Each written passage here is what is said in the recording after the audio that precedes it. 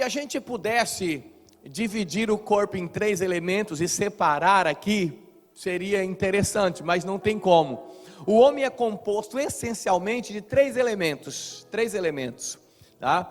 Nós poderíamos, quando falamos desses 3 elementos, nós chamamos assim, corpo, alma e espírito. Se eu falasse desses 3 elementos, logo a gente fala corpo, alma e espírito. Aí quando olhamos para a Bíblia, ela fala espírito, alma e corpo. Pastor, mas isso não é a mesma coisa? Sim, mas a visão é que muda um pouco. Nós falamos logo corpo, alma e espírito, porque nós estamos mais familiarizados com o corpo. O que nós temos no nosso campo de visão, logo é o corpo, tá? Mas quando o apóstolo Paulo fala na epístola aos Tessalonicenses, capítulo 5, versículo 23, ele começa na parte principal do homem, que é o seu espírito. Então ele fala assim, olha, que possamos apresentar a Deus íntegro no dia final, o nosso espírito, a nossa alma e o nosso corpo.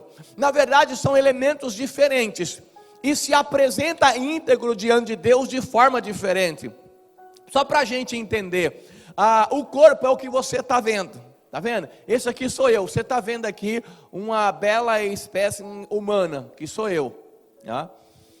Agora, o corpo todo mundo vê. Olha para o lado aí, está vendo seu irmão? É o corpo. Você vê ele, vê os olhos dele, o rosto dele, a face dele. Isso é o corpo, natural. Tá? E nós enxergamos com os nossos olhos naturais, que fazem parte do corpo. Agora, as outras 2 partes nós não enxergamos. Você não enxerga a alma do irmão.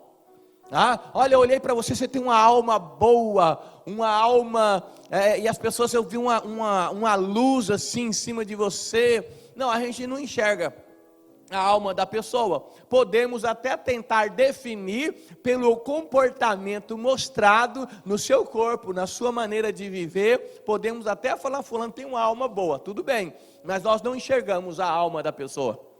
Você chegou aqui você chegou aqui na igreja hoje e talvez alguém falou assim para você, irmã Cida Luqueta, como que a senhora está bonita com esse lencinho aí de diácono ou de diaconisa? Ela, muito obrigada. Mas ninguém vai chegar e vai falar assim, irmão Vilmar, o senhor está assim, a sua alma está vistosa, percebendo? Não tem muito, a alma não se vê, e muito menos o espírito.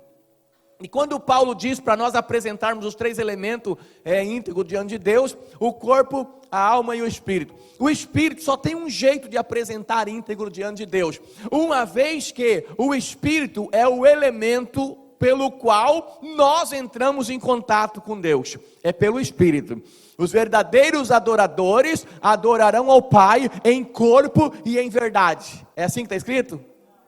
Em alma e em verdade, é assim que está escrito? Não, em espírito e em verdade. O Espírito de Deus entra em contato no nosso espírito, e é ali que nós entramos em contato com Deus, né? A nossa alma são as nossas emoções e sentimentos. A nossa alma, é claro que tudo que Deus toca no nosso espírito, e isso vai para o nosso corpo, para a nossa alma. Nós temos no corpo a sensação da presença de Deus, nós temos a nossa alma uma paz, uma tranquilidade pela presença de Deus, mas o toque de Deus é no espírito.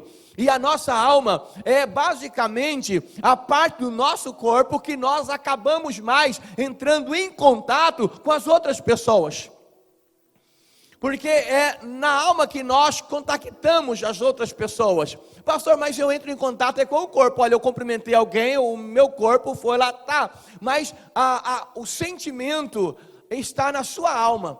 A alma é a sua emoção é a sua alma. O seu sentimento, o seu entendimento, o seu intelecto. Quando você ora em línguas estranhas, você não entende o que você está falando. Paulo disse assim, o seu espírito ora bem, seu espírito ora de fato, tá? Mas é importante também orar em entendimento. Aí é quando você ora na sua própria língua e a sua alma está sendo fortalecida e você está compreendendo e entendendo na sua alma aquilo que você está orando. Então só existe uma maneira de apresentar o espírito íntegro diante de Deus, é através do novo nascimento. tem que nascer de novo. Não tem jeito, tem que nascer de novo. Não como Nicodemos pensava, olha, eu tenho que entrar no ventre da minha mãe e nascer de novo. Não. Quem nasce da carne é carne. Estamos falando do nascimento do Espírito, disse Jesus. E o novo nascimento é um processo automático que acontece na vida daquele que recebe Jesus como Salvador. É a atuação de Deus, o Todo-Poderoso, é a atuação do divino no ser humano. Isso aconteceu o dia em que você aceitou Jesus. Você é feito filho de Deus porque nasceu de novo. A Bíblia diz, Jesus disse, quem não nascer de novo não pode herdar o reino dos céus.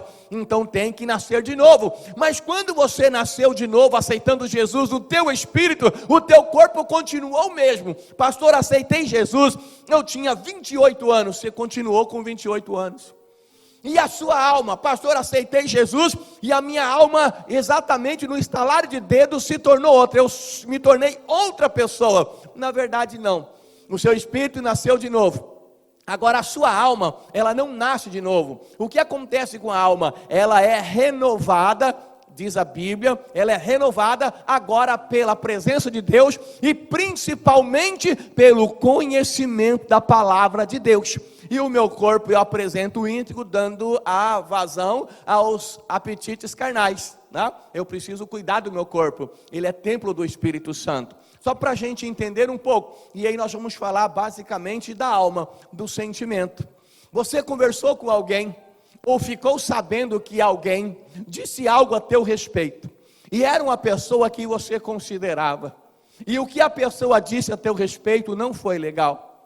Talvez você esteve na sua família, na tua casa, talvez com a sua esposa, com o seu marido, talvez com um irmão, um filho, alguém da sua família, você teve uma conversa, talvez uma discussão, uma pequena briga, e as palavras que falaram para você não foram legais. Talvez você tenha ouvido de pessoas que caminham com você. Talvez você tenha ouvido constantemente da tua esposa, ou constantemente do teu marido, pessoas que você ama, pessoas que você confia, palavras que não são legais. E essas palavras incomodam você. Essas palavras te deixam triste. Essas palavras desanimam você. Essas palavras desapontam você. Essas palavras fazem você ficar angustiada. E quando elas vão se repetindo, cada palavra ruim é como se fosse uma pá jogada sobre você, uma pá de terra. E parece que você está sendo enterrado vivo. Tem pessoas que perdem a alegria da comunhão, a alegria de viver, a alegria no relacionamento, seja ele qual for, até mesmo de amizade, a alegria no relacionamento com os irmãos. Você encontra o irmão na igreja e ele te abraça, ele fala, irmão, você é uma bênção, mas você sabe que fora da sua presença ele fala mal de você. Você ficou sabendo que ele estava falando mal de você para outra pessoa, embora você precisa ter muito cuidado com o que ouviu dizer ou ouviu falar, porque as coisas nem sempre são como as pessoas dizem, que o fulano disse para o ciclano, que falou, que disse para ele, que disse para alguém. Então nós precisamos tomar cuidado com isso.